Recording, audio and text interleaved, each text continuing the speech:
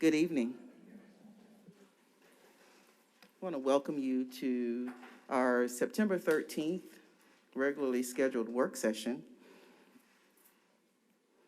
Welcome everyone after a holiday. Hope everyone was safe. Hope you enjoyed your families. But I do want to ask us to pause for a moment of silence as we reflect on those that we've lost in our school family, as well as our iconic Honorable Mary Buckner, as many know, is the sister to one of our colleagues, Naomi Buckner. And we want to offer a moment of silence as we reflect on her contribution to our community as being one of the first African-American female to graduate from Mercer University Law School, first female and first African-American to be Recorder's Court judge here in Muscogee County for many, many decades, and she will be truly missed. So a moment of silence, please.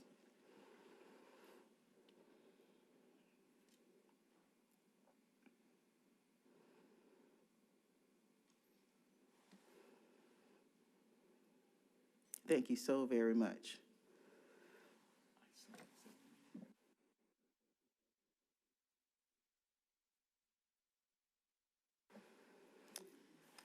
All right, we do have a public agenda this evening. We have actually 10 who've requested to be on public agenda. And we know that we have Ms. Teresa Elamine, Ms. Arisha Lawrence, Amanda Norton, Mark Cassier, Kelly Heaton, Kaylee Posey, Mahogany Watson, Beal Johnson, Mike Miller, and Natisha or Nautica Watson. Please forgive me if I mispronounce your name. Ms. Elamine, if you would start on your way to the microphone, to the podium, and I will read our board policy for public agenda. All official meetings of the board shall be open to the press and the public. However, the board may meet in executive session. Citizens are encouraged to address items on the board agenda or to initiate presentations of issues appropriate to school board consideration. The board meeting is not the appropriate place to review individual employee performance or individual parent complaints that have not been addressed by the principal or superintendent. Citizens are encouraged to follow normal channels to address such problems. Ms. Elamine.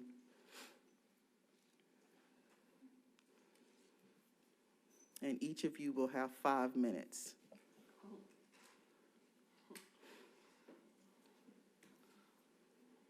Thank you. Board members, Superintendent Dr. Lewis, I arranged for a flyer to be sent to you for an event on the 21st. Oh, is there a rule against taking off your mask while you're talking? No, ma'am. Okay. Today marks 51 homicides in Columbus, Georgia, since January 6, 2021. A significant number of the homicides are young people, some of them even juveniles who should be in school instead of being killed on the streets of Columbus. What the Southern Anti-Racism Network has been doing for the last 3 years, thanks to funding from the Crime Prevention Department, $20,000 in 2019, $20,000 in 2020, and $15,000 this year. We're one of over 30 organizations who are being given funding contracts in order to work on crime prevention. 70% of that money is aimed at education, 70%. So our work is in partnership with the Housing Authority. What I've learned over these 20 years is that the highest concentration of people living in poverty who are parents with children is public housing. So I spend my time there. At Wilson homes, where there have been murders, Warren Williams murders, Farley murders, Elizabeth Canty murders. So the MOU with the Housing Authority allows us to go in and talk with parents. We're concentrating on Wilson because it's the largest. There are hundreds of children. But what I've learned over the years is that we've really kind of lost the middle school and high school students. They cuss me out and tell me to leave them alone. So we've been working with parents with children in elementary school because it's a 10-year view. Get them early education. So by the time they get to Baker Middle School, they will say, no gangs for me.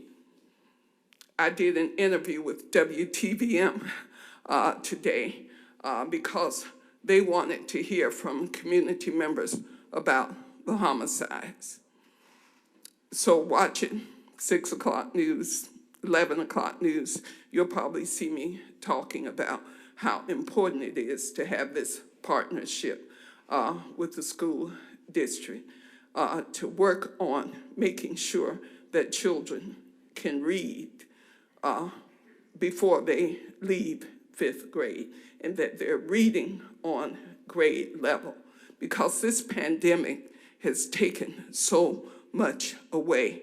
What the parents are saying, they need tutoring, they need help, because the virtual thing, it really hasn't worked so well.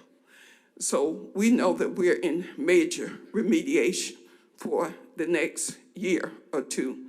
So we're bringing in reading specialists and others so that we make sure that the elementary school children get what they need, focusing on public housing. So pray for us.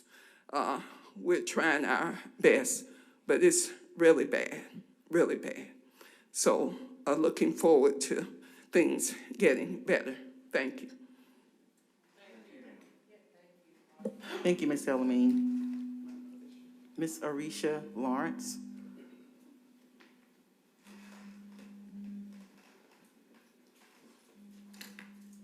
Ms. Amanda Norton.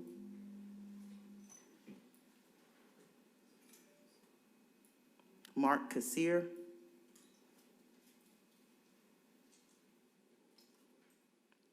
Kelly Heaton.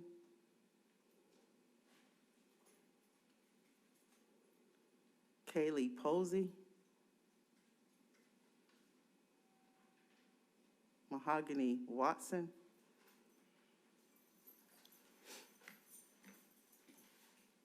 You'll have 5 minutes, Ms. Watson. Good afternoon. I'm not sure of the protocol she said to go by, but currently I have 3 students in Muscogee County. I'm a mom of 7. I got 3 high school graduates from Kendrick. I'm coming today because I've already spoke with the principals, I spoke with the teachers, and my concern is I tried to get other parents, but they won't change, but they scared to ask for it. But me, myself personally, I'm asking for virtual learning for my children. On August the 21st, I was contacted by Kendrick to come pick my son up from school because he had close contact with COVID. 3 days later, COVID hit my entire house. The entire time COVID has been here, my children were virtual. They haven't had a cold, a sniffle, or nothing. Soon as I was forced to put my children back in Muscogee County School District, COVID hit my family. I have, and I'm quite sure nobody probably knows who I am, but I'm begging Muscogee County to give me what I'm asking for, because I was rushed to the hospital on August the 25th. And I was told I had blood clots on my lungs. I was severely dehydrated. I slept for 4 days straight, didn't wake up to use the bathroom, nothing. As I stand here right now, I'm still extremely weak. My body is jittery. I feel disabled. My parents are suffering with COVID symptoms, but because they had their first shot, it's not as bad as it could be. 2 of my children are not symptomatic. The one that brought COVID in my house, he didn't suffer at all. And I know he got it from Kendrick High School. I'm asking Muscogee County School District not to fail me again. And I say again because you all might not know that 5, almost 6 years ago, my son, Nasir Holloway, who's sitting right there, was the kindergartner at Fox Elementary whose finger got cut off. And Muscogee County School District failed me in that situation. They didn't even ask, was my son okay? Nobody never asked, was my son okay after that incident. Everybody just brushed it under the rug. I'm begging Muscogee County School District to please give me virtual learning, not only for my children, but I also have a 5-year-old granddaughter whose mom is coming up to speak. I mean, COVID numbers are getting ecstatic, and it's not getting better. Whatever parent want virtual, allow that parent to have virtual, so not only the students and their family, but Muscogee County School District teachers can be protected as well. If it's not that many kids in the classroom, COVID won't hit as bad as it's been hitting this school year. And that's all I'm asking. Can somebody please, because I don't want to go through COVID again. I have congestive heart failure. I thought I was going to die a couple of weeks ago. I didn't think I was going to make it out that hospital. So I'm asking you all, I feel in my heart Muscogee County failed me once with my son's finger being cut off by that lunchroom table. Please don't fail me again and let tragedy hit my home again because you're forcing me to send my kids to school. And that's all I have to say. Thank you, Ms. Watson.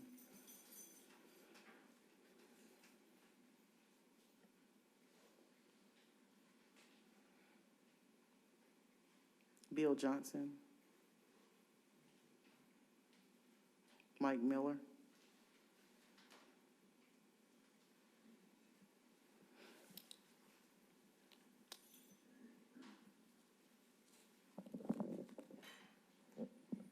Hello, Mike Miller, 1544 Wells Drive, Columbus, Georgia, 31906.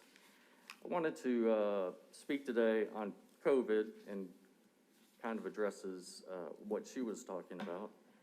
But first, just some of the numbers. The PCR rating for Muscogee County for today was 28%. 7-day moving average is at 20.5. Our ICU for our region is at 116%. So we're over capacity for that. When we look at our vaccination rates for the community with 1 dose is 42% and fully vaccinated is 36%. When you look at the age groups, 10 to 14, 15% of the students, and then 15 to 19, we're at 35%. So we're extremely low as a community, and that's only gonna further the spread of COVID. Now, when you look at it, everybody says there's virtual and there's in-person learning, and all the benefits that come with in-person learning. But what's left out is we do need in-person learning, but we need the mitigation measures in place to safely allow the students and the staff to attend in-person schooling. Last meeting, I touched on several issues. The main one is ventilation. The district says that all the rooms meet the criteria as far as ventilation. That's just simply not true. I know from personal experience, I have 2 kids in the system, and I know the ventilation systems are not up to where they need to be. So that would be one issue. The other is with the American Rescue Plan. And I think there's a couple areas on the agenda today. But one of the statements that was on one of the documents said the purpose of the grant is to prepare for, prevent, and respond to the COVID-19 pandemic. I think the district is taking more of a reactive versus a proactive approach to it. If you look at the proposed, the ESSER, we're spending almost $30 million on teachers. Now, I didn't have a chance to dive into it, but that seems like a lot. And I'm not sure if we're offsetting other areas because we can use this funding for it, and then trying to build up our fund balance. But the other areas, like textbooks, $8.5 million. And there's a list of all the proposed areas out of the $95 million. But when you look at the LEA that was submitted to the state, and it breaks down percentages for different areas. And the district's doing a good job as far as trying to remediate the learning loss. But I think until you put the mitigation measures in place, you're going to continue to have learning loss. And when you look at the percentages, when it breaks down, you have school facility repairs and improvement to reduce virus transmission, 0%. When it talks about ventilation, 0% is allocated. When we talk about health and safety strategies, it's at 0%. So the purpose of this, or the American Rescue Plan, was, as it stated, prepare, prevent, and respond. I don't think we're doing it with this plan. I think we're addressing the learning loss, but you're going to continue to have learning loss until you put the proper mitigation measures in place. And so I would ask the board to seriously look at where we're using the funding in order to address it, because this will not be the last wave that comes through Columbus. Thank you. Thank you, Mr. Miller. Ms. Watson? Is it Nautica?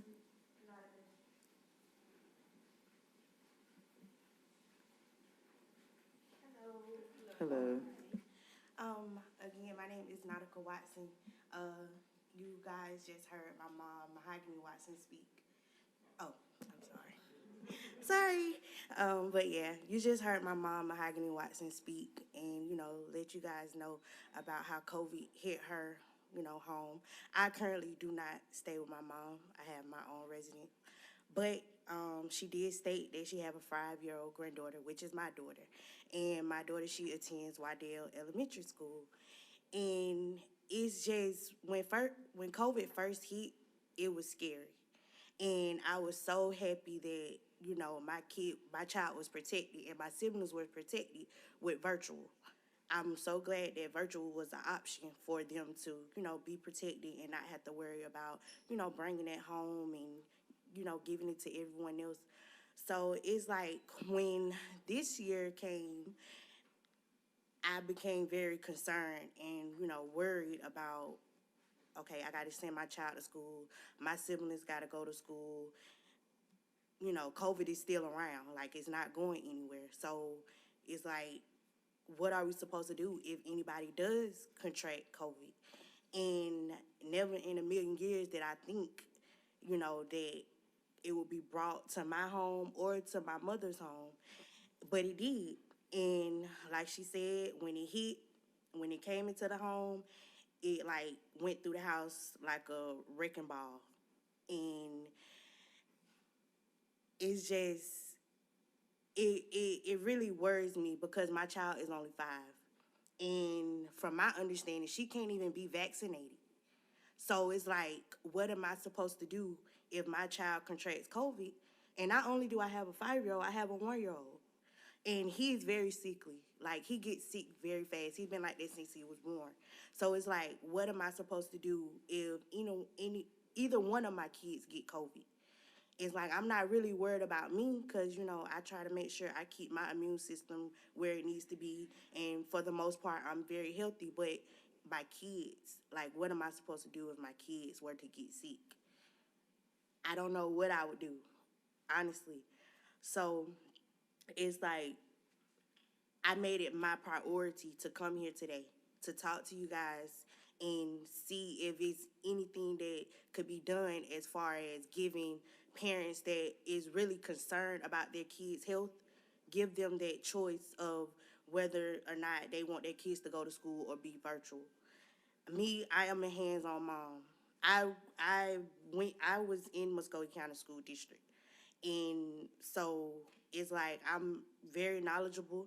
I help my child with her homework. So as far as academic wise, it would never be like a lack. So as far as making sure her work and stuff is done, her work and everything will always be done if she was to go virtual. And I just feel like people that want, people that want their kids to be virtual, I feel like that should be an option. That should be something that we, have a say-so in. Especially if, they went virtual all last year. Why is it such a issue now for them they have to go to school? It's mandated that they go to school. And, it's just, I feel like my mom said, it's a lot of people that feel that way. It's a lot of people that want their kids virtual, but they're scared to speak up about it. I don't understand why. Because it's either a yes or a no. But, if you don't ask, if you don't talk about it, nobody knows. So that's why, like I said, I made it my priority to come here today, to speak to you guys today, and just put that, thought in everyone's head to, give you guys something to think about.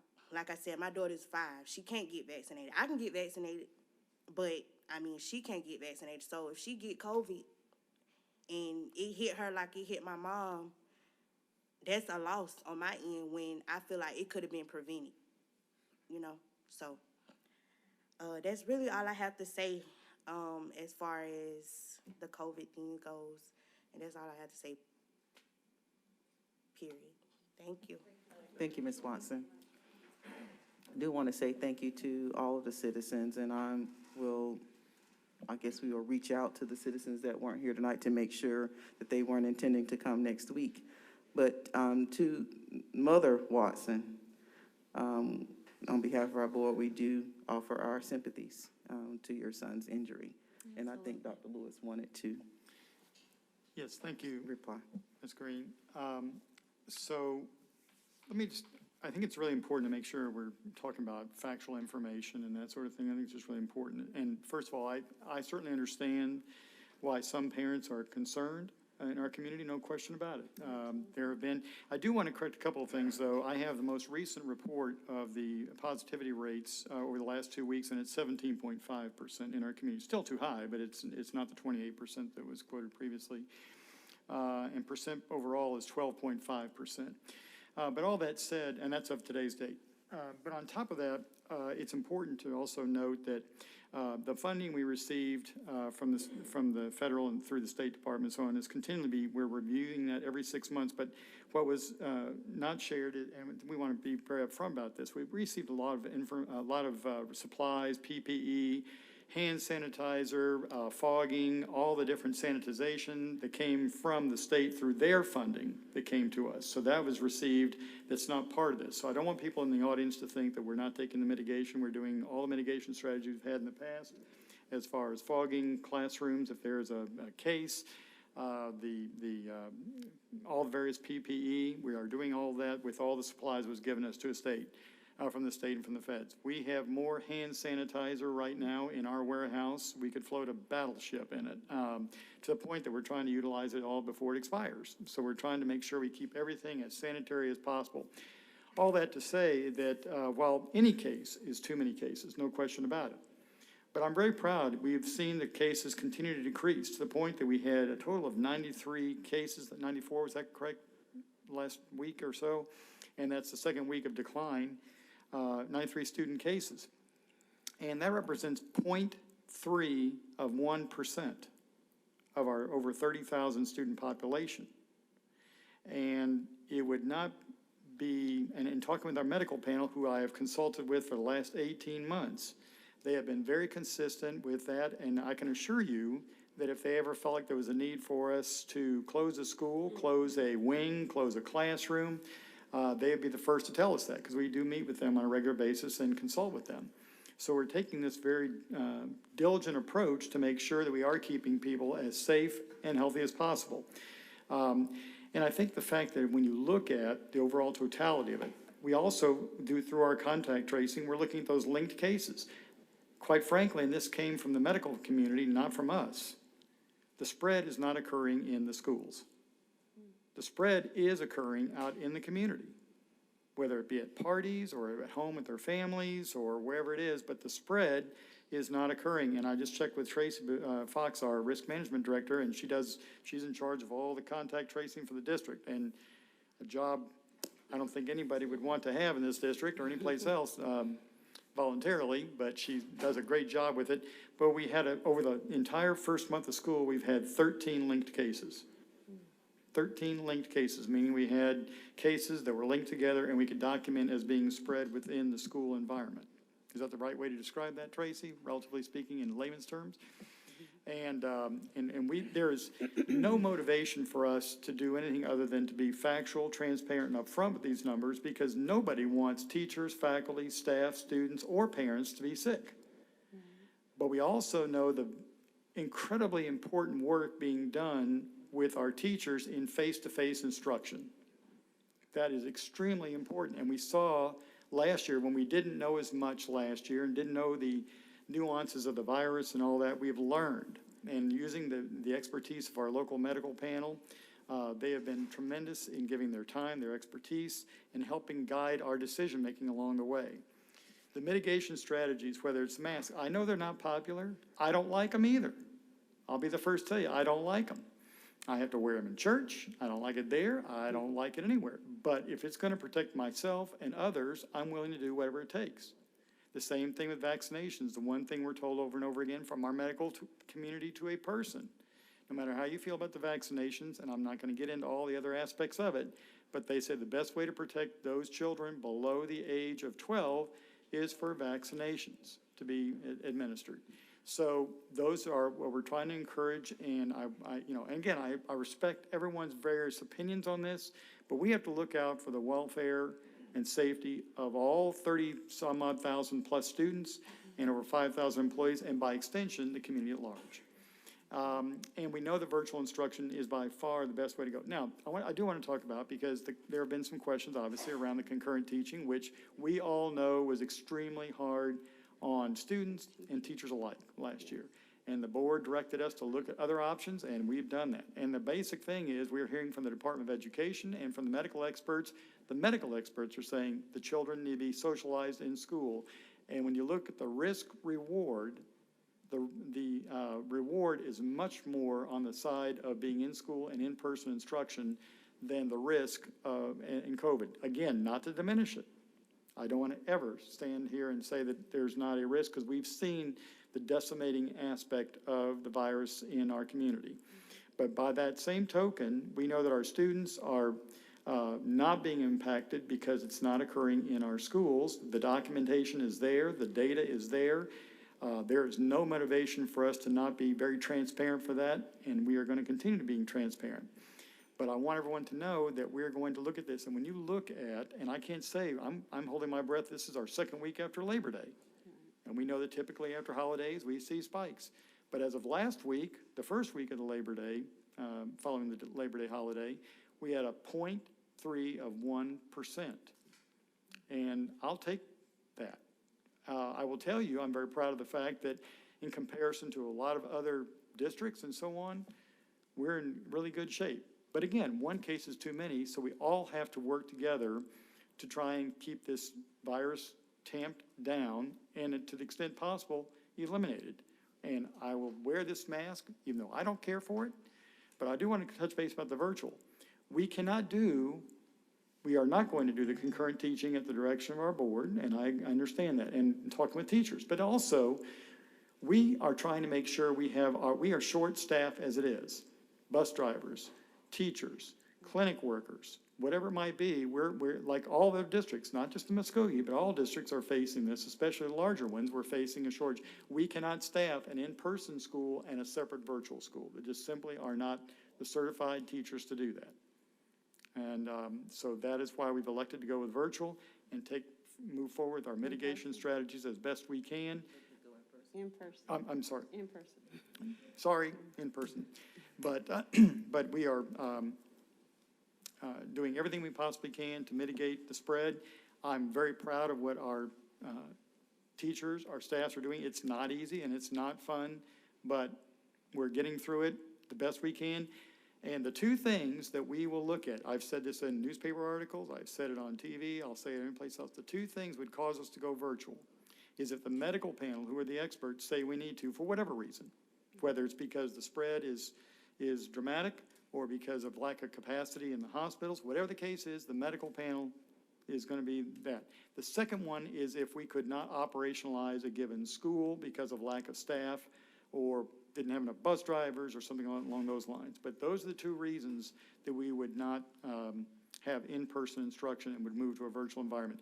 We have not, fortunately, had to do that because, again, I'm so proud of our staff, the district level. They've gone out and substituted and done those things to keep our schools moving and trying to be operational every single day. And I appreciate everyone's commitment to doing that, whether it's on the culinary line, whether it's substituting in classroom, answering phones in the front office, short of anything other than driving a bus that some of us are not certified or qualified to do.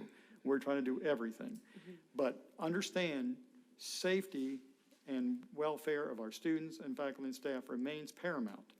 And we are going to continue moving forward with those, but in-person instruction is equally as important. And we now know that, and we are committed to that. So I would also want to say that Ward Odom has been working as far as the air quality. We continue to work with Peach Engineering on that to assess where we are.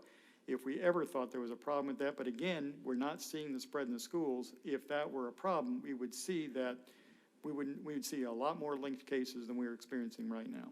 And again, just want to say not only thanks to Tracy, but all of our COVID liaisons. We have one in every school, and they are doing that contact tracing every day, all day, whatever is necessary to be done. So we're hoping that as time goes forward, the medical community is giving us some guidance on how we might be able to adjust our quarantine rule to allow more kids to stay in school as long as our numbers stay where they are in terms of continuing to be very low. So we're moving forward with that, and I thank everyone for your continued understanding, support, and cooperation. We cannot do this work by ourselves. We need to continue to have everyone's understanding and support going through this together. Thank you.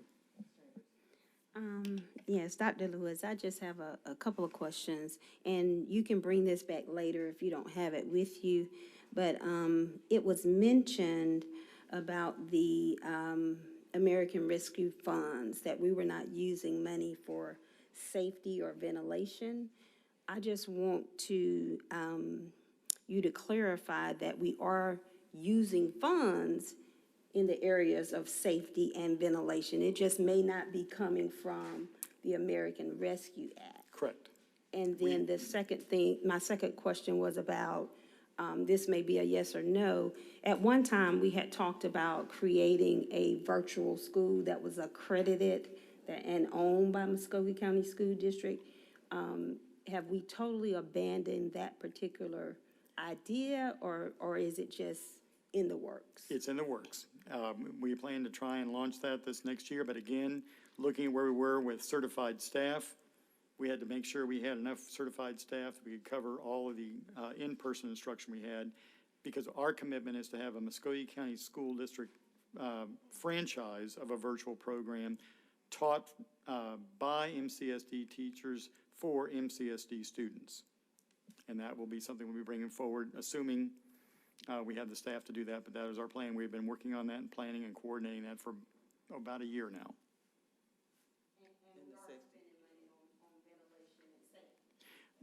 I'm sorry? The safety, address the. Yes.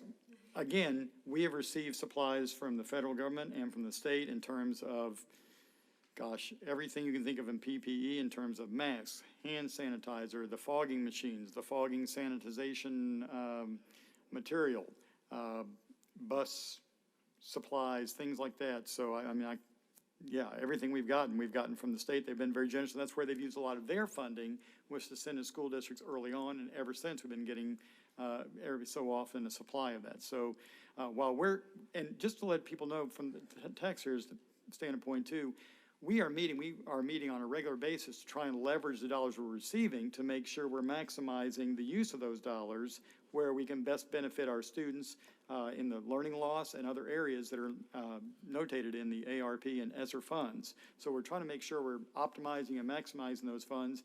And so we are being very diligent in that process so we can maximize that funding. And so that's one of the things we're doing. And again, we looked at this. I am not an engineer. I am not a doctor. So when I need advice on engineering, we go to professionals. When I need advice on the medical aspect, I'm going to the medical community.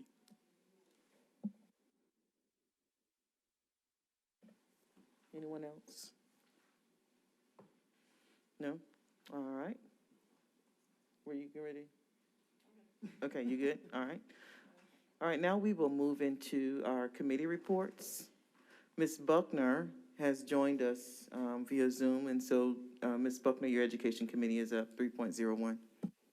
Thank you, Mrs. Green. We have 3.01 is the summer learning experience, and that will be presented by, I think, Mr. Seifert, Mr. Knopf, and Dr. Lewis. We have a presentation. Do that right. Thank you, Keith Seifert, Chief Academic Officer for the district. We're excited to be here this evening to talk a little bit about our summer learning experience that occurred in 2021, this past summer. And I have Mr. Knopf with me, Director of Research Accountability and Assessment, to talk briefly about the data associated with that. So we'll go ahead and get started. I hope that you had the opportunity to see some of the pictures that were taken over the course of the summer. And we really were excited about what happened over the summer. Thank you to Lori Watt and Lori Taylor for putting that together so we could you could experience that. And we'll send that out to you if you would like. All right, and this says,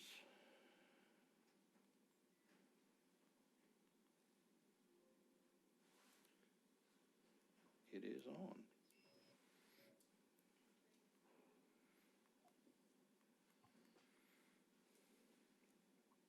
There we go. Okay, just to talk briefly about the order presentation.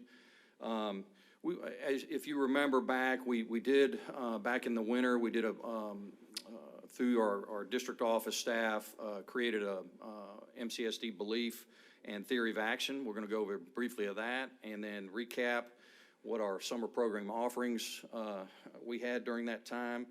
Give you a little bit of data associated with student enrollment, talk a little bit about retention and graduation data, even though that was not the function of this particular summer programming. I did want to bring that to you. Look at the STAR assessment data, and then we did survey our parents, our teachers, and our community partners for them to provide feedback, and then give you a timeline for what we're looking at for next year. And if you look at our, mainly our theory of action, we wanted to make sure we redesigned our summer learning program to ensure that it was engaging and that we looked at the data and that our stakeholder involvement was there. And the idea was that if we did that, we would increase student and teacher participation, and we would reduce impact of learning loss. And I want to repeat that, reduce impact of learning loss, because that was the goal, to try to do that. And I think in this information that you'll receive, you'll see that we accomplished that. So looking at the recap of our SEL program, or SLE program, excuse me, we needed to get students acclimated back into our school, because they've been in a number of our students were in the virtual learning environment. So we wanted to get them acclimated back into an in-person environment. So we tried to do that with this summer learning experience. Even though we did have some virtual students that were a part of that, we did the vast majority of those students were in person. We had 26 community partners that we worked with. Couldn't have done it without them. They did a fantastic job, and we were excited to have them on board. We offered meals and transportation to our students. You can see the information related to that. We transported over 3,000 students each day, and there were over 1,700 stops during this time frame. School nutrition, over 69,000 meals, 125 breakfasts, 125,000 lunches, and 13,000 snacks. I wish I was part of some of those snacks. But kudos to our transportation department and school nutrition department for working with us on that. We paid our employees their Muscogee County hourly rate, time and a half. So really tried to increase that incentive there, and they did turn out for that. Total cost, as you can see, was $8.1 million. So it was a big price tag, but I think you'll look at the number of students we worked with, money well spent. This looks at our different programming. We had 16 classes associated with our pre-K program that were in 14 sites. It was capped at 12 students per site. That was designed by the state, and the state provided funding for that. There were 29 instructional days, and they were there for a full day, just like a normal school day, 6.5 hours. Our K-8 program, we had 17 elementary sites, 18 middle school sites. Approximately, there were 15 students, give or take. There were maybe some less and some a little bit more, but approximately 15 students per class. We had 24 instructional days, and there were 4 hours per day. And if you recall, we used Scholastic and Bell Excel. Scholastic, it was our lit camp curriculum that we used that was designed specifically for a camp-type atmosphere. And we, based on those pictures, you can see a lot of our kids and our teachers really took off with that. So in our Bell Excel math curriculum, really, I think you'll see some data associated with that helped out. Our 9 high schools, we generally do every year. They had approximately the same number of students and same number of days and hours, and the focus was specifically on credit recovery. And there were a number of schools that mixed in some ACT and SAT prep associated with that. Here are our numbers, our student enrollment numbers, and you can see we had over 6,800 kids in our summer learning experience. That's probably a little right at double. We generally have 2,500 to 3,000 students. And again, this was offered to all our students. It wasn't just offered to students that were behind, it was just offered to everybody. So 6,800 kids during that time frame. And then you can look at the staff by grade levels. We had over 1,000 staff members that worked in this program. So really appreciate the staff and all our teachers, our parapros, our support staff, our administrators to help. We couldn't have done it without them. Simply couldn't have done it without them. So thank you very much to them. Here's our retention and promotion, retention, and graduation data. you can look at, and these numbers, the students enrolled were based on our state recorded data that we upload at the end of the school year. You can see in K-5, we had close to 13,800 students, there's close to over 29,000 students. Now, this doesn't include pre-K numbers. So we had 988 slots for pre-K, but that does not include pre-K numbers. And as you can see, we looked at the number of students, and this was information provided by the schools, the number of students that were retained in May, and then the number of students that were promoted after SEL. Now, again, the design was not to as a promotion retention thing for summer learning. It was designed to engage students back in school, and the byproduct of that was that we had a number of students promoted. So we're excited about that. And then you can see the graduation data associated with that. We had 129 students that needed to go that extra time, but that 129 students during the summer graduation, those are 129 students that received a high school diploma. And those students now have the opportunity to do what they need to do if they want to go into the workplace, go into technical school, or go into four-year school. They have that opportunity, and that one little piece of paper is a big piece of paper that can get kids motivated in the right direction. So, yeah, we'll put some notes down there as far as student retention. Student retention is that's designed. We have parents that and schools that meet throughout the year. And we have opportunities throughout the year for students to work through their academic progress, and sometimes students just need to be retained, and that's through the school and the parent. They agree that this is in the best interest of the student, and that happens. That's not a bad thing, but we want to make sure that students have the necessary academic background to move on to the next grade level.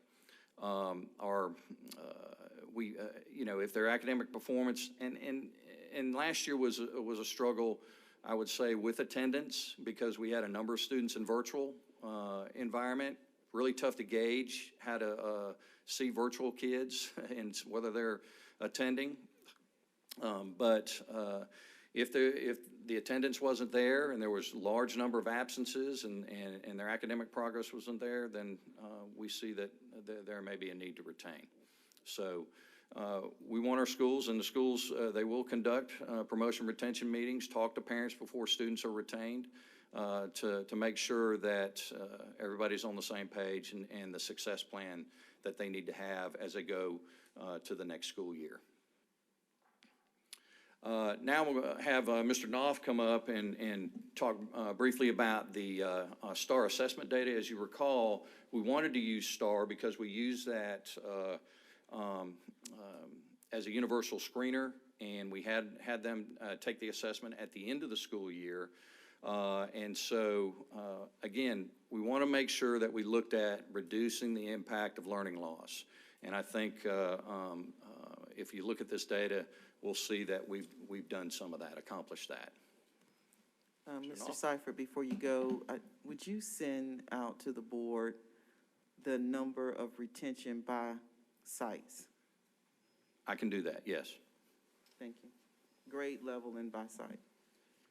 I won't have grade level. You won't have grade, okay. No, but Then I'll by have by sites. school. Which schools had the retentions? Okay? Okay. Thank you. Good evening. So as Mr. Seifert said, the theory of action being that we wanted to see, at least to reduce or minimize the impact of the summer slide. There's a summer slide. So you can see on here, there's still some negative numbers in some places, because we know that once students leave school, as they sit at home, they begin to see a little bit of learning loss.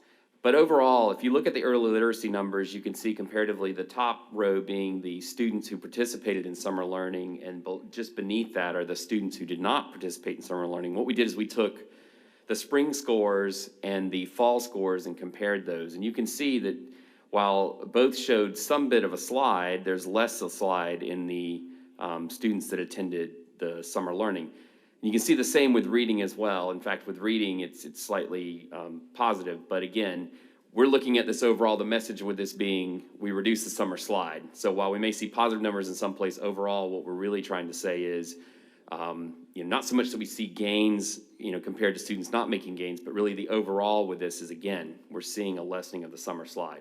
And you can see again with math in particular, where students that didn't participate saw somewhat of a bit of a tiny loss as compared to their peers who didn't. So you can see, and as we look across different schools and things like that, of course, there's some variability among the schools, but generally speaking, for the number of students that we looked at, and that's the good thing, is we had a good sample size, we see that it did in fact reduce the summer slide, which is what we were looking to do.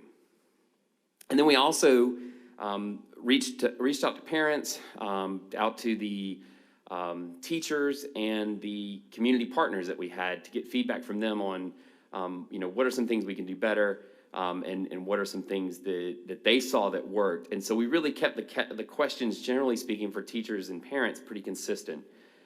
So what we did is we asked them about the academic components of the program. And again, you can see with the green, these are the people who said overall yes, that they felt like the summer learning academically was sufficient. And you can see it's overwhelmingly positive. We were looking at about roughly almost 92%. And then next we asked about the social emotional supports that were in place, because again, we also had curriculum and personnel for that as well. And again, you can see with the green, overwhelmingly positive from feedback from the parents. Community partnerships, did that enhance the students' experience? And again, overwhelmingly, you can see yes, it did. So the feedback we got was very positive from parents about the program. Next, we talked to the teachers. And again, same thing. Did they find that the curricular materials were sufficient and met the needs? And you can see again, and that's a tough audience because they were the ones using them. So they weren't on the end of it. They were on the front part of it. And again, same thing with social emotional. Again, you can see that at 95%. And did they feel that the community partnerships, those experience enhanced the summer learning for students? And again, overwhelmingly yes. And lastly, our community partners. So we polled the partners really with a different set of questions. Was the physical space that they had adequate? And you can see again, overwhelmingly positive, a little bit of work we can do there. But 100% of them felt like the scheduling at the site supported their program, and they all said that they wanted to come back. So again, that was another good positive from our community partners that say, yes, we want to participate in this again next year. But we also looked at the comments, and we tried to, from that, and this is a very cursory look at it, but these are some of the recurring themes that we saw from the feedback that we got from parents and teachers and community partners. So for parents, one of the things we heard a lot was that they thought the summer learning was fun, their kids were excited to go. A lot of them were very appreciative of the fact that we had an opportunity for students to ease back into school, and we heard that a lot from a lot of them, especially for younger kids where they may have spent their kindergarten year at home and they've never been in a school. And so we heard a lot from parents saying, hey, my pre-K student, my kindergarten student, my first grade student had an opportunity to ease back into school, and I know that that was a relief for them because we heard it a lot. Also in the feedback, I wanted to include an area where we can grow, and so one of the things that we did here, and it was generally seemed to be from more intermediate parents, where they wanted more opportunities for remediation. And again, that was not the point of summer learning, but one of the things that they did say to us is they would appreciate if there were more opportunities for remediation, and that's something that we're looking into now. Teachers, and again, I saw this a lot in the feedback, enjoyed teaching with less pressure. And as we all know, last year was a tough year for teachers. It was a tough year for all of us, but especially a tough year for teachers. So to hear them say it was nice to come back to something more relaxed, to spend time with the kids in a different way, was something that we were really pleased to see, pleasantly surprised to find that teachers were saying that. The other thing is that they enjoyed the summer learning materials. We got a lot of good feedback on the materials, the lit camp, and so they liked that.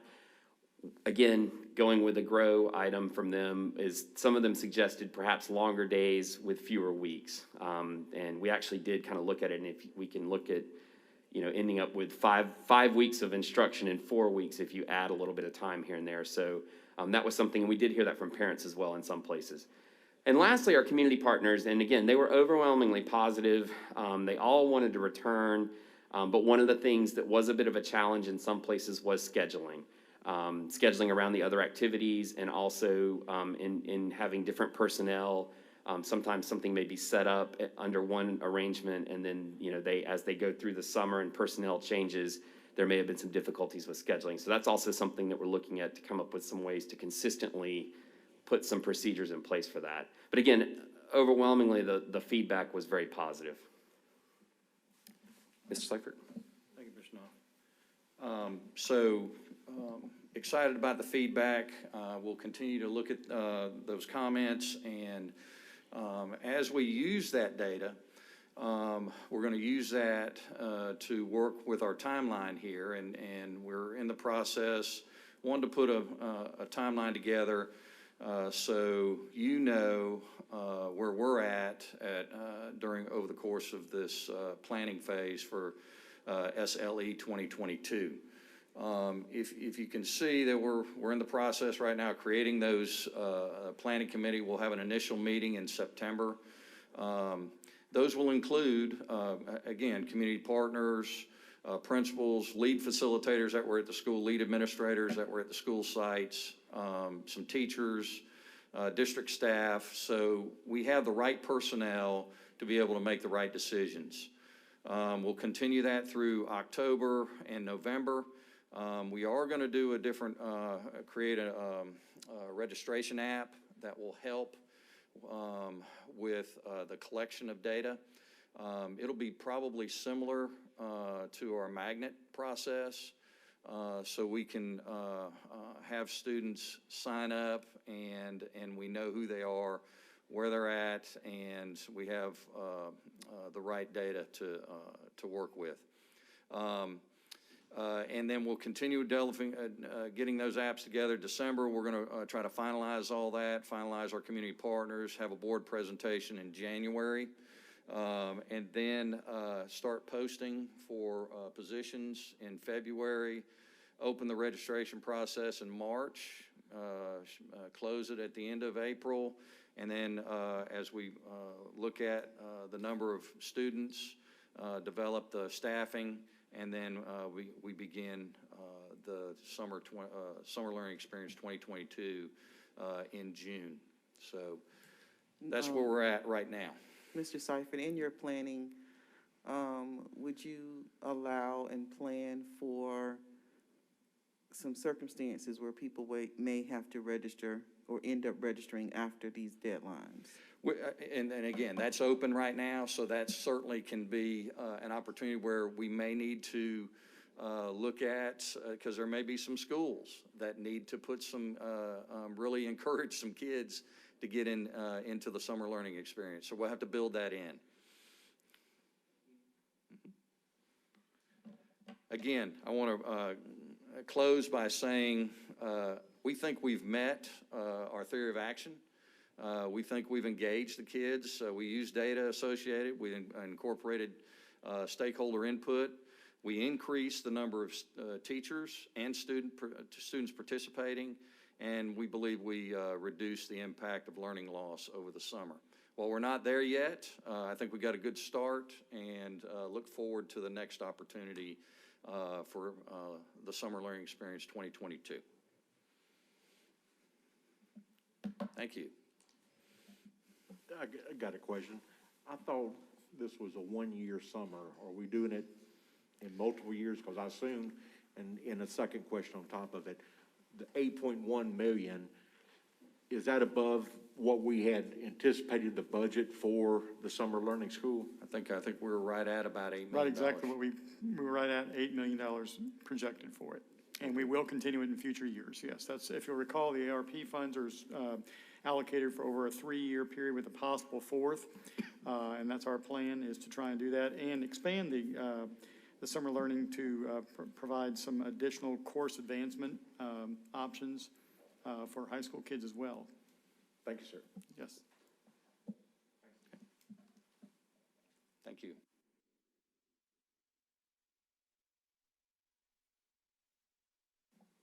3.02, and that's the high school textbook adoption. And who is bringing that presentation? Ms. Watt, our Executive Director of K-12 Curriculum, and we have Melissa Nemi, our Secondary Science Content Specialist. Good. Good evening. I'm Lori Watt, Executive Director of Curriculum and Instruction, and we are bringing to you this evening our Science Curriculum Instructional Resource Adoption recommendation for our high school students. As we discussed earlier in the year, we already presented to for the middle school program, which is already being delivered and put into place because of your approval last month, I believe it was, and or 2 months ago, and thank you so much for that support. Tonight we bring to you the high school adoption. The timeline that we looked at, and you'll see that it was back in 2019 when we began, and that was due to the pandemic having us delay. We had the initial research and development of the review instrument that all teachers that were involved in the process used during their review of the publisher's materials. The District Instructional Materials Adoption Committee was established for all high schools. There was one for high school, there was one for middle schools. And each high school was invited to submit a teacher to be on that committee. And there was representation from all schools. There was also representation from principals, one from each region, which was recommended by the region chiefs.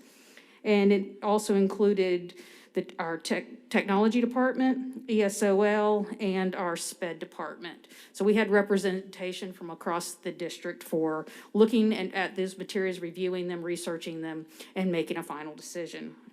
We received those materials during that time, and excuse me,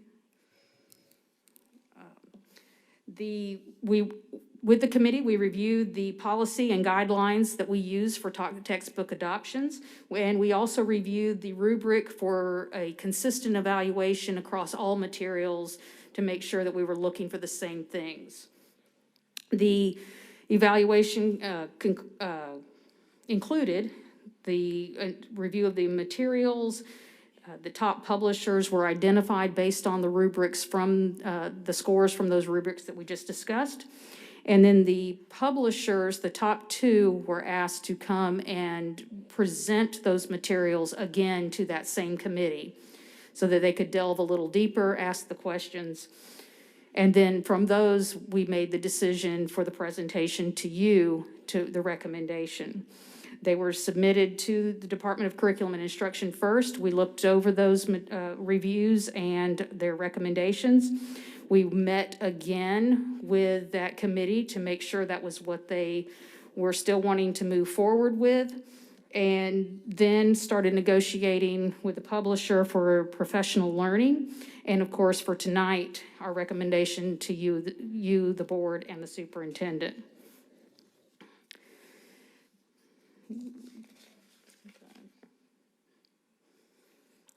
Sorry about that, I never clicked that. The instructional materials evaluation assessed and evaluated for a high-quality science education. During the review, we were looking for standards alignment, phenomenon-based content, three-dimensional science learning, math and literacy integrations, instructional design and support, and engaging materials, which we, of course, find high on the list, especially at this time. We also evaluated for equity and accessibility, and that included supports for all diverse learners, gifted English language learners, and special needs also. And then the consideration for multiple learning styles, cultural responsiveness, and connections to the real world scenarios that are relevant to all of our students. We evaluated the resource on its organization and presentation of materials, and that included ease of use, the visual aesthetics, the logical organization, and clear and consistent layout. And also, we evaluated the assessments that are included within the program, and that included formative and summative assessments, the different learning paths that students can take, and authentic assessments such as portfolios, projects, and other types of activities that go along with that. The committee's final recommendation is actually 2 due to the breakup of our courses run. And so for the four core, the 4 main, they have recommended discovery education for biology, chemistry, physics, and earth science. And Savas Realize for environmental, forensics, physical science, anatomy, and zoology. And to further discuss the actual resource itself, I'm going to turn this over to Melissa Nemi. She is our content specialist for secondary science. And Melissa, unless somebody has a question about these things, in the interest of time, if we just look at the reviewers' comments and just touch base on those, as well as maybe just the package, just what is incorporated in the package there, just so we can, I hate to do that to you, but I think in the interest of time, just to help people get It's a really nice presentation, I promise. But that's no problem. So our 2 recommendations. And just to iterate, Yes. you know, Mike Edmondson, Dr. Edmondson is smiling Yes, he is. down from heaven. So he would keep us here Yeah. to hear every slide and every aspect of it. But I think, you know, we can kind of get the gist. Yes, and I'm so appreciative. I just wanted to tell y'all that I've heard from so many of our middle school teachers that they and their students are just so excited about the program that has already been approved by the board. So they have started to implement it, they have taken hold of it, and they're so excited. So I know the high school teachers are, you know, thrilled about this presentation tonight. So I appreciate being here. So Discovery Education, they offer 4 main courses: biology, chemistry, physics, and earth systems. And they are a completely online digital resource. They are unique, though, in the sense that because it is Discovery Education, and we all know Discovery, they offer us a site license for each high school. So in addition to the tech book, which is their textbook, the entire school will have access to what used to be called United Streaming, which is now Discovery Experience. So every teacher in the school will have access to that. So that's kind of a bonus for us. Discovery also offers social emotional lessons. They offer lessons on cultural scientists and women in STEM. They have some literacy integration tools. They have immersive readers. They have Lexile scoring, which allows the students to actually, when they read through and they take their assessments, it'll automatically adjust their reading level for them. So that can customize personalized learning. They have ELL tools for translations.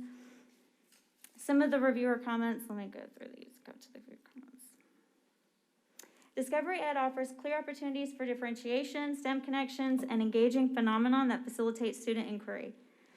The resource would aid teachers as we make the shift to personalized learning because it allows us to present information in multiple ways. The program lets students track their progress, giving them ownership in their learning. There are so many ways for students to interact with the material in this program that I can address all learning styles with Discovery Ed. With the STEM in action and science news, I'll always have an answer to the question, why do I need to learn this? So those are some really great comments from our teachers. And Savas will cover all of the additional courses that we offer: anatomy, astronomy, environmental, forensics, physical science, and zoology. They have a physical textbook along with an online platform. They have cross-curricular lessons. It's completely customizable. There's lots of opportunity for student data. Both programs offer district administrative access and school administrative access. So school administrators can also see what teachers and students are doing on the platform. One of the good things about Savas, they start each lesson out with case studies. They use real-world data, and they have connections to local issues. So they encourage students to participate in citizen science that affects their local community. Some of the reviewer comments. Every chapter in the environmental science textbook starts off with a case study which introduces students to real-world environmental issues. This is great for new teachers. Every chapter has a before you teach as a refresher for teachers and a planning guide to help with pacing. Lots of features for differentiation. Every lab offers 4 different versions, and remediation and enrichment can be assigned to students based on their assessment scores. It's very versatile for students. You can download the textbook to a mobile device like a phone or tablet so students can use it anytime. I like the way that I can upload my own material to be used in the digital platform. That way I can tailor it to my students. So the MCDSD package. We will get hardback textbooks. They will also get a reading, note-taking, and study guide. Teacher's editions, a teacher resource kit, teacher resource toolbox, and differentiated instructional resources. Professional development plan, and that should say 6 to 12. But it'll be modeled after the successful ELA math and social studies rollouts. Instructional coach, learning walks. They do have on-demand professional development for both resources.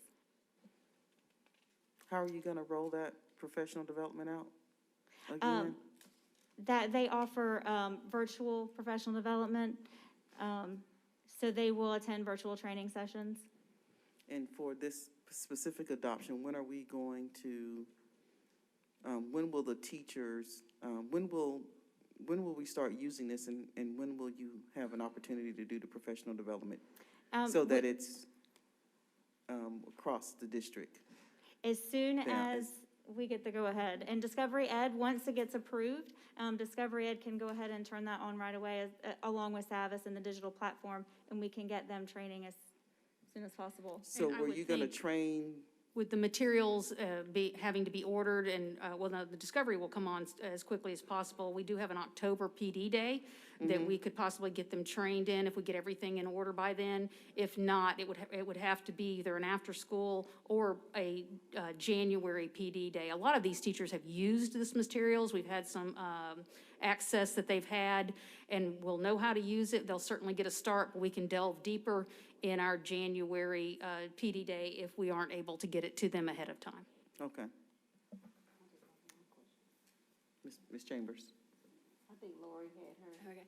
I noticed on there it mentioned, some virtual options in that if a child is home for quarantine or for sickness or whatever, it looks like that there are videos and things that they can watch that can kind of help them cover the materials that they might have missed, which I think is, a great option. Because as much as, we can have a textbook or worksheets, the more they can watch and interact with, even if it's that, I think that's a great asset to this program. Absolutely. Yes, I love the interactiveness of this. It's gonna be awesome. I think the kids will definitely enjoy it, and they will get excited about it. I love the labs, love the different options for teachers. My only question is, it says you can do the differentiation with the students. Is there some type of diagnostic tool for the teacher so that she can discover, like, if there are gaps in learning for the students?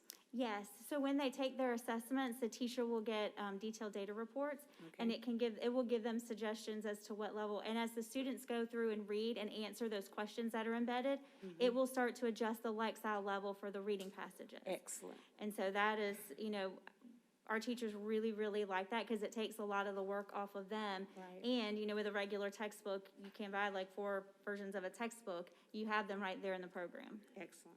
Okay, thank you so much. Don't go anywhere. I want to say one last thing is we had a great group of teachers and a few of them came out this evening. Unfortunately, a couple of them had to leave, but I would like Ms. Nemi to introduce the one that did stay with us this evening. In case you had any questions from a teacher, I do want to make sure she gets recognized. Yes, this is Erin Melton from Shaw High School. You want to come up and say hi?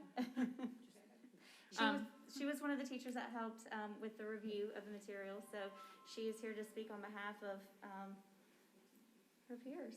Absolutely. We'd love to hear your thoughts. As Shaw has a large ELL population as well as SPED populations, and I'm very excited. Ooh, sorry. Shaw has a large ELL population as well as our SWD population. I'm very excited about the differentiation that is already built in for both. And like she said, it's going to take it's going to be built in less that we are creating and more that's already there for them to help with their learning. Thank you so very much. Tell your colleagues that couldn't stay, that we had, I think, 7 people or 9 people on public agenda that didn't show. So that means you would have probably been gone too. I think that some type of baseball started Yeah. tonight, and I know one had a first T-ball game tonight, so we appreciate your support. Yes, yes, we don't expect them to miss that, but I just wanted to give you that humor to share with them. Thank you all so much for the hard work. Ms. Watt, Ms. Nemi, thank you very much for leading this work too. I appreciate your leadership. Well done. Okay, thank you very much. And Mrs. Green, that concludes the Education Committee's report. Up Madam next is Chair, the next item, I've already declared that the organization I work for may be involved in, so I'd like to recuse myself out of an abundance of caution on any perceived conflict. Thank you, ma'am. Ms. Chambers? Yes, I will. Thank you so much. Thank you, Madam Chair. We're going to move on to the Property Committee. 4.01 is the Tax Allocation District Number 8. The superintendent is recommending that we approve by resolution and enter into an intergovernmental agreement between the Muscogee County School District and the Columbus Consolidated Government with a redevelopment plan creating a TAD number 8 for the South Columbus River District. The attachments give you a summary, a copy of the resolution, as well as the intergovernmental agreement. This has actually, it was brought before us last month, so we put it on the agenda for 30 days so that board members had an opportunity to ask their questions and things of that nature. Any additional questions, board members, about the TAD? How many years is it for? I think it's estimated to be at 20, but I don't think there's a set time limit. I think it's generally a 20. Is it 20, if I recall correctly? Is it roughly 20 for the TAD? I think it was 20. I didn't see 20 years written in the agreement, but I did see 20 on the, listed on the presentation. But according to the agreement, we have 2 voting members, which is our board chair and our superintendent. So everything will have to be approved through, they will have those 2 votes on the advisory commission. All of that is in the agreement. But I may have missed it, but I didn't see the specific 20 years listed. Yeah, I wasn't sure, because I saw 20 a couple places, and then I I saw did something too. about 15 to 25, but I can look at it more closely. And if I still can't figure it out, I'll let you know. Okay. Any additional questions? I'm just reading on this TAD 101, it's saying 10 to 25 years is what it's on the sheet here. Okay. Yeah. And just to update on the TAD Advisory Committee, the 2 MCSD representations have moved out to staff. Oh, that's not in the agreement. Okay. It's moved out to staff. We discussed it last year, so that we need to get that updated. In the agreement, It would I be guess we can someone put- from operations, the superintendent's designee, and then they, because it's presented to us and we voted on it as a board, yeah. Right. Any additional questions? Okay, hearing none, we'll vote on that next week. Moving on to 4.02, that's the museum report. I won't read it to you, board members, but there's some exciting things going on at the museum. 4.03 is the library report, and it is also And Ms. Chambers, attached. I'm sorry to interrupt you, but Dr. Wright from that TAD group was here, and Oh, some of okay. his people. We want to thank you for coming, and we'll see you guys next week. Yes. Yes, sir. Thank you so much for coming. Okay. 4.04 is the surplus technology and textbooks. The superintendent is recommending that we approve the declaration of surplus and sale of out-of-date adoption of textbooks and out-of-date technology equipment, and a list is attached. Any questions, board members, from the property committee? Okay, hearing none, that concludes the property committee, and I'll turn it back over to you, Madam Chair. Thank you, Ms. Chambers. Dr. Sly, the discipline committee. Yes, sir. Ms. Tillery, policy.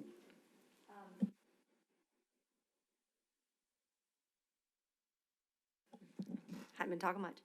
Okay, it is 6.01, the board self-assessment.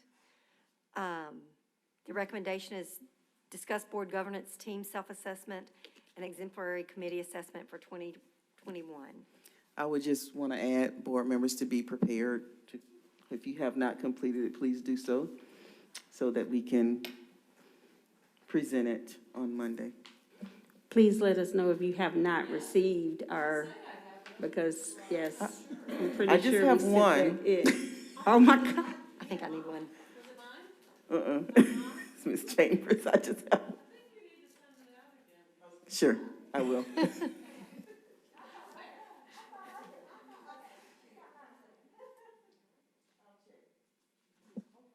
All right, I'll check and make sure. Yeah. And 6.02, it's the board meeting schedule change, and the superintendent's recommendation is to approve a change in the board meeting scheduled for October 25th, 2021 at 6 p.m. for the regular, the board meeting scheduled for 2021, and approve the October 25th, 2021 at 6 p.m. for the regular October board meeting. Yes, this is the email I sent you previously that I had a conflict. I'm on the board of directors for the Workman's Comp Fund for GSBA, and we also have a backed up with a state superintendent's meeting, so I would appreciate consideration for just moving that meeting back 1 week if that's possible. Did everyone get a chance to check their schedules? I will be out of town on that, so if we move it to October the 25th, I will be out of town, but I don't mind zooming in or calling Okay. in if that's okay. Yes. All right, yes, Thank you ma'am. for your consideration. This, Policy Committee 6.03, revised policy, BCBK executive session. Oh, sorry. The superintendent's recommendation, approve revised board policy, the BCBK executive session, and the revisited affidavit as dictated by the board policy, BDC policy adoption. This policy will be carried over to the October meeting for final adoption. Any questions? Are we good? And then the new Policy Committee 6.04, new policy FE facilities project planning. The superintendent's recommendation is approve the new FE facilities project planning. This new policy is created to ensure that all Muscogee County School District facilities meet the requirements to serve persons with disabilities. As dictated by the board policy BDC policy adoption, the new policy has been on the table for 30 days. So we should be ready to vote next week. Okay. And I turn it back over to you. Thank you, Ms. Tillery. Next is Personnel Committee, Ms. Jackson. Okay, Personnel 7.01 is the personnel report, and there are 2 attachments. Are there any questions? Hearing none, back to you, Madam Chair. Thank you. Mr. Cantrell, Construction Committee. Thank you, Madam Chair. 8.01, the Georgia DOE site applications. Approve the Georgia DOE new site application for the new elementary school, number 8, and for Matthews Elementary School 4 classroom addition projects. Any questions, ladies and gentlemen? Don't have any questions, but just as a reminder, when for the new elementary school number 8, we will have to have public that again? We will have to have the public forums. Those are and being input. scheduled for next month. Okay, so you'll update us? Yes. So we can make sure we're available for those of us who want to attend. Thank you, Madam Chair. Moving on to 8.02, the state capital outlay application. The application for state entitlement funds has been submitted for projects at 16 projects. The total estimated cost of projects is $37,694,000. It is anticipated that $10,350,000 will be in the state funding with local funding in the amount of $27,343,000 to complete the projects. Any questions? If not, we move on to 8.03, revised budget for upgrades in the total amount of $6,087,000 for Hannah Elementary and Kendrick High School, and approve the revised budget, which is $264,102 more.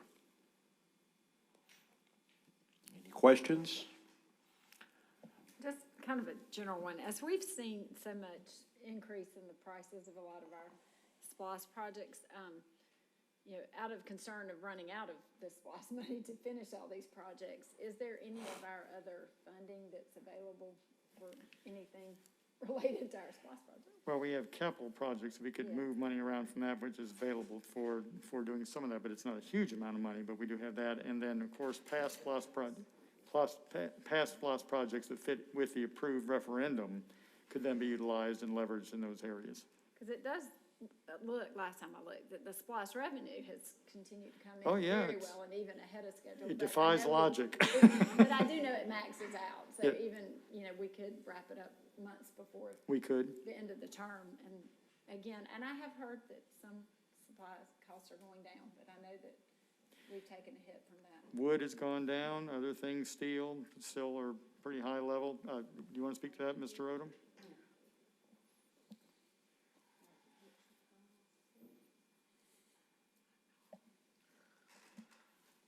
Yeah, wood, Ward Odom, Senior Director of Plant Services, the wood and and all has come down. The steel is still up, but it's kind of holding level now. But the lead times are still, you know, out there, still 10 months out. So that's where we are right now. All right. Any more questions? Moving on to 8.04, the construction status report. The construction department will submit a monthly status report for all the projects under construction and planning, design, and stage. If you look at all the projects we have going on, it's several right now. The Columbus High School exterior upgrades, upgrading the exterior landscape medium on school property along with Cherokee Avenue, along 17th Street, renovate main entrance stairs from Cherokee Avenue to main front door. The Columbus Museum project is going on now. The Hannah Elementary School, Kendrick High School, HVAC replacements. Jordan High School ADA parking. The Jordan College and Career Academy. Jordan High School HVAC for 3 or 4 buildings. Matthews Elementary School cooler freezer. Matthews 4 classroom addition and renovations. The new elementary school at Dawson Elementary School replacement.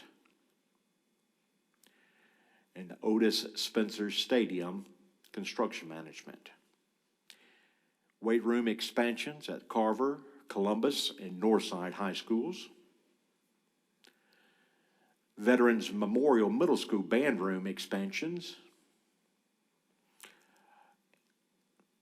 And that's all. Any questions, ladies and gentlemen?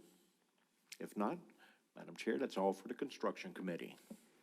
Thank you, Mr. Cantrell. Now, final committee is Finance with Ms. Williams. Thank you, Madam Chair. 9.01 and 9.02 are both library budget adjustments due to cost overruns in construction, which is running around 30%. These are actually both a little under that. Are there any questions on either the HVAC replacement at North Library or the South Columbus renovation project? I have just one question, Dr. Lewis. Is the North Columbus, that's the one across from Britt David? Yes. Isn't that slated to close? Are we replacing that? I think Mr. Hartness can speak to that.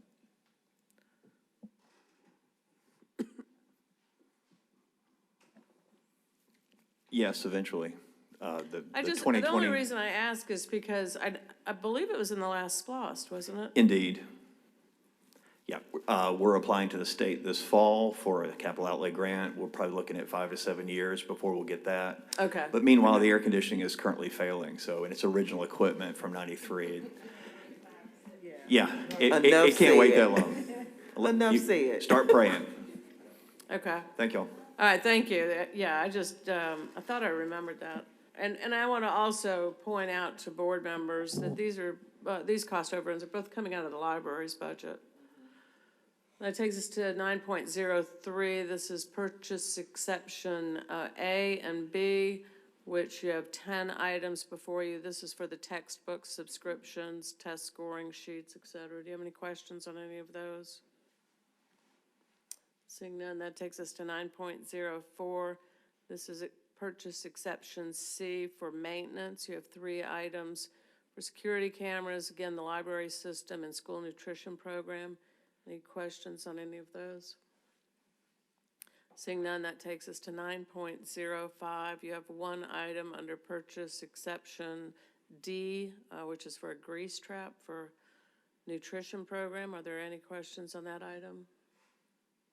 Seeing none, that takes us to 9.06. This is purchase exception F. You have 7 items. This is under the state and federal contract bid process.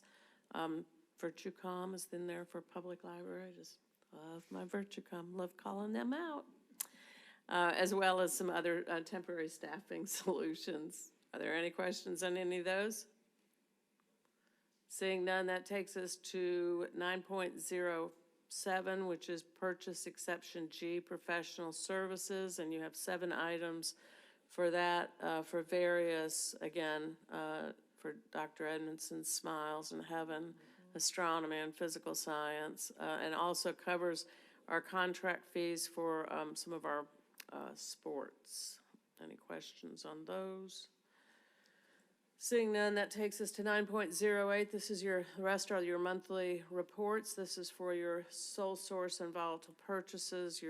We see oil back on there. Ooh, and you can tell we didn't have it last month because this looks like about a 2-month budget item. So, any questions? Seeing none, 9.09. You have 4 items before you. These are your competitively bid purchases that include cabling.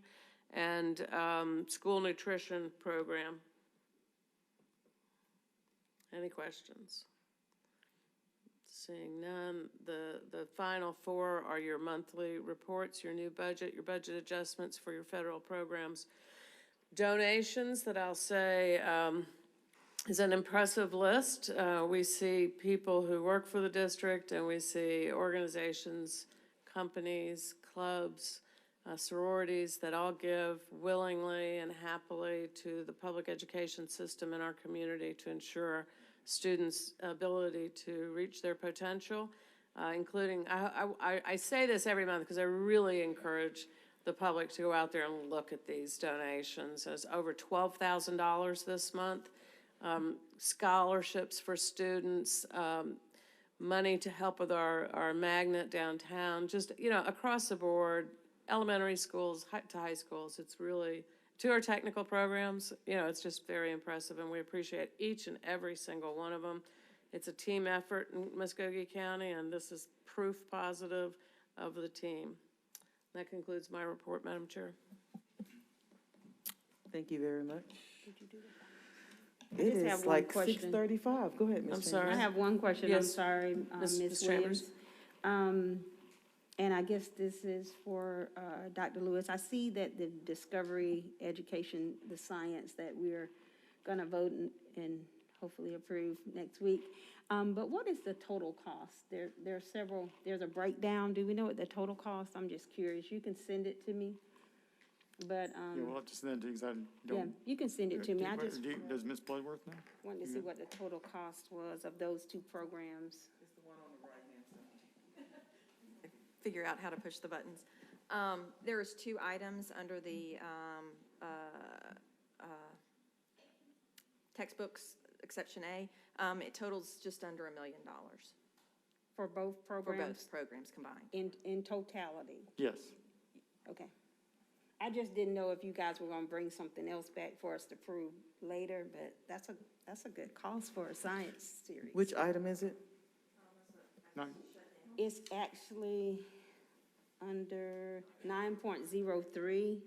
Yeah, textbooks and let's see, 9.03. Yeah. Yeah, Discovery Education, High School Science Resources. And Savis was 508 and Discovery was 444. It's on the attachment. Yeah, I see those attachments, so that is it for the total All program. inclusive. That's what she's trying to find out. Is that That's the what total? I'm trying to find out. As far All as you know? inclusive. Yes, all inclusive. That's all inclusive, okay, very good. For the Discovery piece, yeah.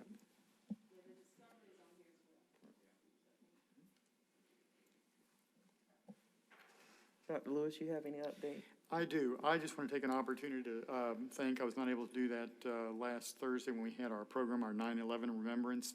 And I'd be remiss if I didn't take the opportunity to recognize and thank two of the point people involved in and charged with putting that program together. Piper McKinnon, who is our social studies, secondary social studies content specialist, and Lieutenant Colonel retired Herb Sanders, our junior ROTC instructor, director. So both of them did an outstanding job. And I also want to thank Shaw High School's Mass Communications Department, because they put together snippets from the Thursday live program with other aspects of the program to make it available for all of our students to see. And that's archived on our YouTube channel. So for anybody who It's may already have out missed there? it, it should be out there, I believe, at this point in time. Is it correct, Alicia? Yep.